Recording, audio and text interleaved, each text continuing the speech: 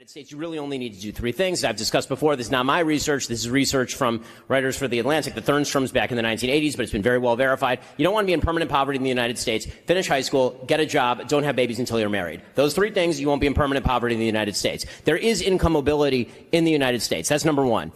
So when we say gap between the rich and the poor, you have to understand these are not stable groups of people. People are moving up and down between various wealth brackets.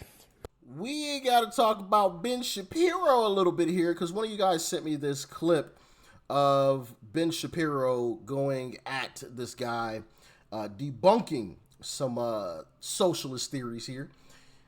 And so let's hop into it, shall we? Let's hop into it. I haven't checked out one of these types of videos in quite some time. I know when I first started on this journey of discovering the truth, I was checking out a lot of these types of videos because you guys were sending them to me left and right. So it was like, okay, all right, well, let me listen to this. Let me listen to that. Let's check out this. I was checking out debates between Democrats and Republicans, you know. So it's been a while. But we're back. Young America's Foundation. Actually, this video, this is a little bit of an older video. It released, looks like about a year ago. So just an FYI, but let's hop into it. Hi, thank you so much, Ben, for coming to Cornell. My question revolves around wealth redistribution. You often argue against wealth redistribution and higher taxes on the wealthy. However, in the past 50 years, the wealth gap between the working class and the upper class has been growing by almost 10%, with single women, Africans, and Latinos being lower on the economic ladder, oftentimes, which you have said, are the people playing the victimization card. With these inequalities continue to grow, how can you not argue for some sort of wealth redistribution or taxes on the wealthy? Okay, so there's a few points to be made here. One is that when you talk about the gap between the rich and the poor, these are not stable groups of people. Okay, people go from the bottom quintile to the top quintile and back down to the second quintile and back up and back down. Okay, I in my life have been in probably the second to bottom quintile when I was growing up, and now I'm in the top quintile. Right, that's fairly common. This happens actually. Yeah, Ben Shapiro got some cash.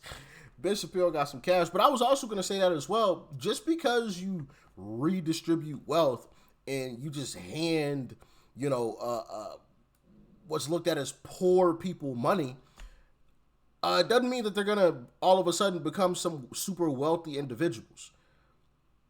Like for the most part, and we've seen this with things like lottery winners, right? Big lottery winners, they win all of this money, and then a few years later, all of the money's gone. And it's like, yeah, you gave them money, but you didn't give them knowledge. They didn't know what to do with the money, and so they just blew it until they had nothing left. And so the money still ended up in the rich person's hands anyway, because instead of you know, going to invest the money into something or creating a business, you know, doing something that's going to give you recurring revenue, you hand these people money and they're just going to go buy the Louis bag and the Gucci purse and the flashy car and the fancy clothes. And so you're putting the money back into these rich folks' pockets. So what is the point? It's ultimately going to end up back in their pockets anyway. It might be a different rich person, right? But it's still going to end up in a rich person's pockets anyway.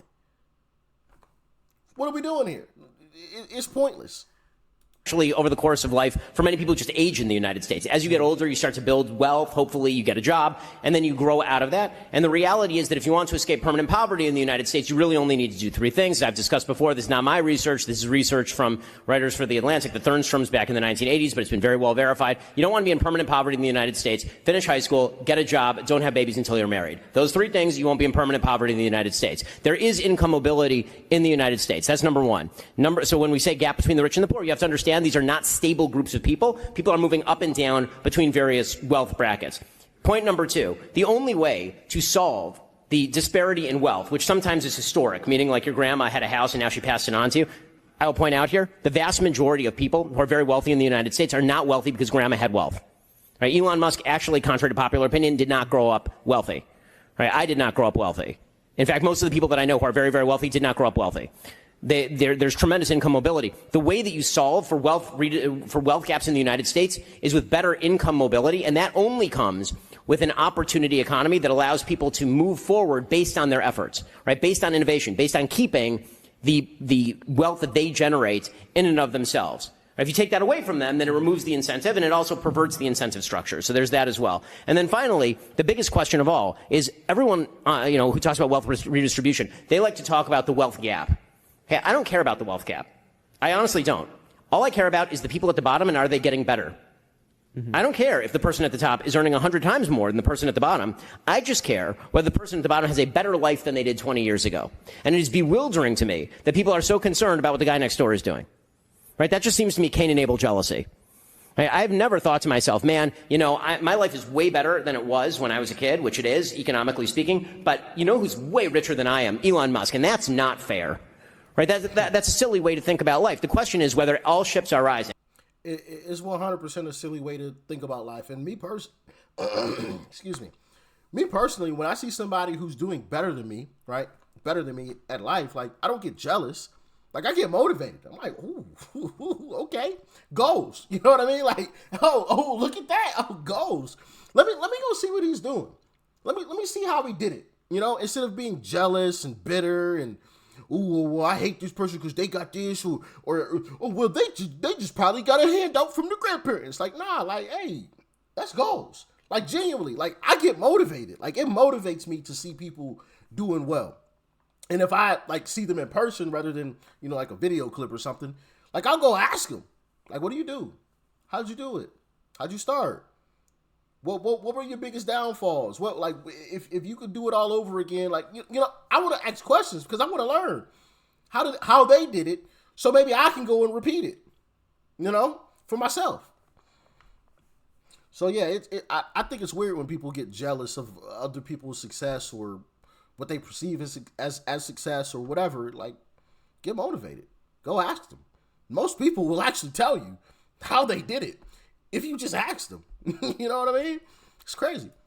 And for all of the talk about the middle class having stagnated in the United States, that is manifestly untrue. It is simply not true. And you can look in your pocket right now and you know it's not true. Okay, the device that you have in your pocket is a magical device that no one on earth had 50 years ago. It did not exist. And then only the rich people had back in the 1980s when Gordon Gekko was carrying around a shoebox on his head in Wall Street. And now we all have in our pocket more computing power than all of NASA had when we sent a man to the moon. Right? That is because everybody has gotten wealthier through innovation. They start off as a luxury item and then they become a common everyday necessity. Right? Who would have called a cell phone in 1981 a necessity? But today you'd call a cell phone a necessity. We would all call a cell phone a necessity. And everyone in the United States who is deemed poor basically has a cell phone. Okay, that is because everybody has gotten a lot better. Final point on this.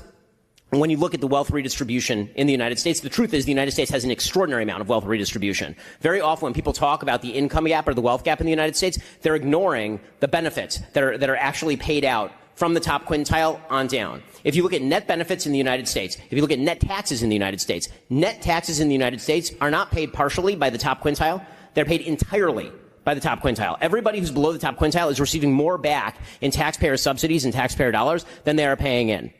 So the United States has one of the most progressive income tax systems on the planet. In fact, if you actually wanted to have a more socialistic style welfare system in the United States, what you'd have to do is tax people at the bottom.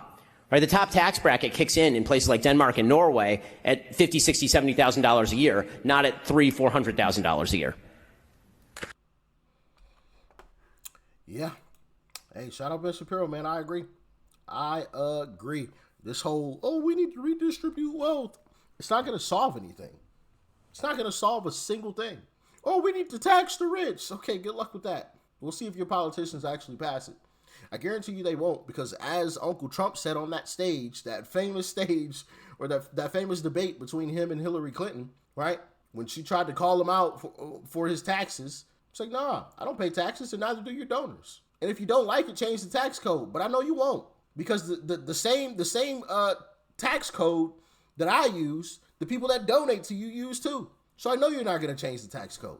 You can get up here and say all you want to sound good to the people, right? Oh yeah, Trump doesn't pay his taxes. I'm going to tax the rich. You're not, though. You're not. The very people who donate to you use the same tax code. So I know you're not. And he was right. He was 100% right. Okay? And even if something did happen, wealthy people have the wealth and the means to just move their money, to leave. Right? They have the means to pay people who know the tax code like the back of their hand. You don't think they're going to be able to find some kind of loophole in that? Some kind of way to get, like, duh. You know what I mean? That's just the way that it goes.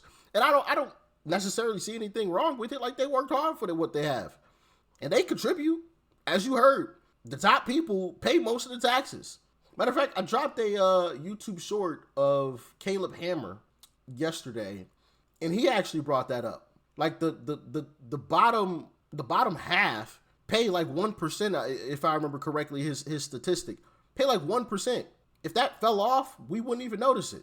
You know what I mean? So, like, what are we talking about here? But I don't know, man. Ben Shapiro's right once again. Shout out Ben, and tell Ben to send your boy a check. No, I'm joking. But yeah, y'all get in the comments. Let me know your thoughts and your opinions about this. If y'all want me to check out some more of these, definitely keep sending them my way. It's been a while since I've checked out one of these types of clips, but I definitely remember. Oh, actually, yeah. I do have a Ben Shapiro playlist as well. So this is going to go in on the Ben Shapiro playlist. I forgot about that. It's been so long, right? I remember when I first started off, I was checking out, videos like this, the Ben Shapiros, the Dinesh D'Souza's, Thomas Sowell, Jordan Peterson. I think I got a Larry Elder, Candace Owens. Like, I was like all over this stuff, man. All over this stuff. Man. Maybe I will dive back into some of these types of clips. I kind of like them. It's been a long time. Just sprinkle them in here or there. Not too much, but just sprinkle them in. What do y'all think? Let me know. Stay safe out there. Peace and love. I'm out.